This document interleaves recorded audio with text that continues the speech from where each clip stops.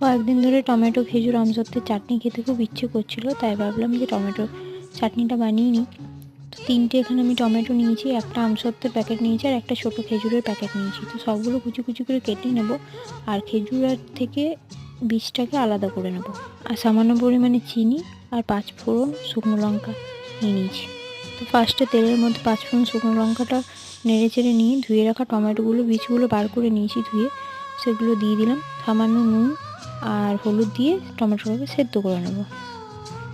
তো তোমরা যদি কেউ খেজুরের মানে গোটা গোটা খেজুরটা না পছন্দ করো, তাহলে খেজুরটা একটু ভিজিয়ে ওর রসটা বার করে নেবে চিপে, সেটাও দিয়ে দিতে পারো। কিন্তু আমার আমসত্ত্ব খেজুর এগুলো গোটা গোটা ভালো লাগে, তাই আমি ওইটাই দিয়েছি। সামান্য পরিমাণে চিনি আর একটু সামান্য পরিমাণে ভিনিগার দিয়ে লাস্টে নামিয়ে নেবো শুকনো শুকনো করে। কেউ যদি একটু ঝোল ঝোল নামাতে চাও তো সেটাও নামাতে পারো, আমার শুকনোটাই বেশি ভালো লাগে, তাই শুকনোটাই নামিয়ে নিলাম। টাটা।